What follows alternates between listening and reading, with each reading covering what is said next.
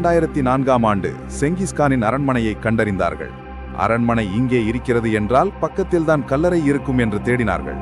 ஆனால் மங்கோலியாவில் நிகழ்ந்த ஆட்சி மாற்றத்துக்கு பிறகு இந்த முயற்சி நிறுத்தப்பட்டது. இங்கு ரகசிய தேடலில் ஒரு பெரிய கும்பலை இறங்கியுள்ளது. அமெரிக்கரான மௌரி கிராவிட்ஸ் தேடியது ஓக்லாக்ஸின் கெரம் என்ற இடத்தில். ஆனால் அவருக்கு வினோதமான அனுபவங்கள் ஏற்பட்டன. தேடுதற் குழுவில் இருந்தவர்கள் சிலர் திடீரென பாம்பு கடித்த செத்து போனார்கள். மலைப்பாதைகளில் சில வாகனங்கள் தானாகவே கீழே விழுந்து விபத்துக்குள்ளாகின. மங்கோலிய எதிர்க்கட்சிகள் இந்த குழுவின் தேடலுக்கு கடுமையான எதிர்ப்பு தெரிவித்ததால் இவர்களை வெளியேற சொல்லிவிட்டது அரசு. செங்கிஸ்கானின் கல்லறையை 2 மைல் நீளமுள்ள ஒரு சுவர் பாதுகாக்கிறது. இந்த சுவர் கற்களால் கட்டப்படவில்லை. முழுக்க முழுக்க பாம்புகள் பிணைந்திருக்கும் சுவர் இது. நெருங்கும் யாரையும் இந்த பாம்புகள் உயிரோடு விட்டு வைக்காது என அப்போது ஒரு பயங்கர கதை பரவியது. இப்போது அமெரிக்காவின் கலிபோர்னியாவை சேர்ந்த ஆராய்ச்சியாளர் ஆல்பர்ட் லைன் யூமின் என்பவர் செயற்கைக்கோள் படங்கள், தரையை துளைத்து பார்க்கும் ரேடார் பதிவுகள் ஆகியவற்றின் மூலம் இந்த கல்லறையை தேடும் முயற்சியில் இறங்கியுள்ளார். மங்கோலியர்கள் மரணம் குறித்து பேசுவதை பாவ செயலாகவே கருதுகிறார்கள். இறந்தவர்களை புதைத்த இடத்தை தொந்தரவு செய்யக்கூடாது என்பது அவர்களின் நம்பிக்கை. அதிலும் செங்கிஸ்கான் குறித்து அவர்களுக்கு பெருமிதம் உள்ளது. தங்கள் இனத்தின் வீரத்தை உலகத்துக்கு உணர்த்திய தலைவராக அவரை பார்க்கிறார்கள். ஒவ்வொரு வீட்டிலும் செங்கிஸ்கானின் ஓவியத்தை வைத்து வழிபடுகிறார்கள். சாக்லேட் முதல் ரூபாய் நோட்டு வரை எல்லாவற்றிலும் செங்கிஸ்கானின் உருவம் இருக்கும்.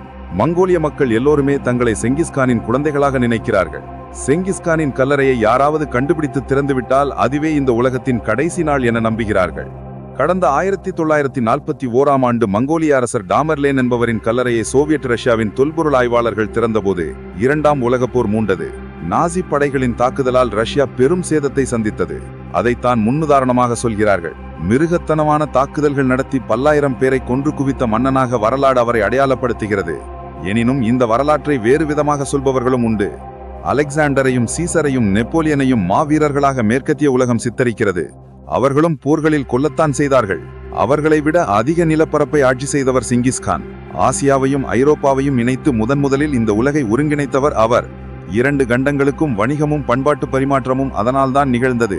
மத சுதந்திரம் மக்களுக்கு கிடைத்தது. நிலப்பிரபுக்களின் அதிகாரத்தை ஒழித்தார். சீனாவிலிருந்து காகிதம் ஐரோப்பாவுக்கு போவது அவரால் தான் சாத்தியமானது. காகித கரன்சி, தபால் முறை எல்லாவற்றையும் அறிமுகம் செய்தார். அவர் உலகை ஆக்கிரமித்தவர் அல்ல, நாகரீகப்படுத்தியவர் என்கிறார்கள் மங்கோலியர்கள். அதனால்தான் உலகமே செங்கிஸ்கானின் கல்லறையை தேடினாலும் அதை தொந்தரவு செய்யாமல் பாதுகாக்க வேண்டும் என மங்கோலிய மக்கள் நினைக்கிறார்கள். மேலும் இதுபோன்ற வீடியோக்களுக்கு சப்ஸ்கிரைப் செய்யவும்.